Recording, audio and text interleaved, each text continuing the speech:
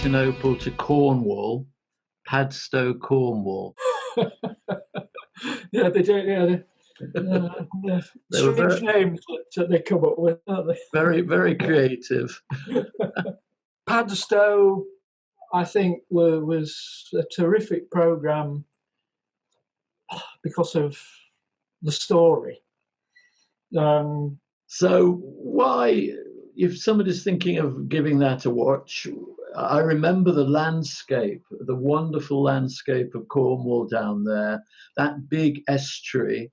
We drove out to the far end of what felt like almost like a peninsula on one side of the river. And it just looked like the place that people would have traded with. And what we began to find was not just a Cornish picture, but actually a European picture by the end of the program. What do you remember about it? I remember it vividly. The coastline, the complexity of the geophysics that site revealed, and then the stories that came out of it. I think that's why I remember it. It was a great program visually.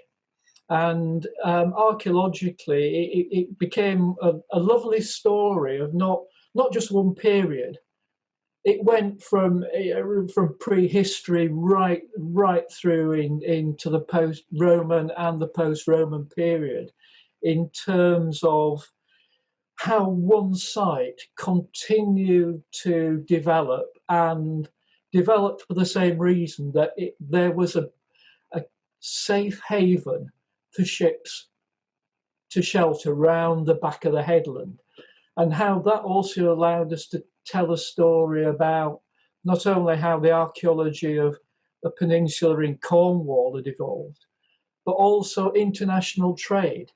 The idea of objects coming from Turkey and the far Mediterranean, not just Rome, and the Rome, so the whole of the Roman Empire were trading into somewhere where there's no harbour anymore. So being able to explain all that and in one storyline in Time Team through the archaeology and unravelling the complexity, to me made that particularly informative programme. From my point of view as a landscape archaeologist, it also allowed me to articulate how you started to unravel that landscape a little bit. And it wasn't just the archaeology in that one field. It was the headland of which it was part. I don't know if you remember, but we found that there was also what's called a cross-ridge dike cutting off where we were from the rest of the headland. And that was probably an Iron Age promontory fort. And we had an Iron Age village outside the fort. And the story just got bigger all the time. It went from a site with some geophysics to the vast Roman Empire. And to me, it just was the whole story of archaeology in one program. I thought it was wonderful, and visually it was stunning as well. It looked good.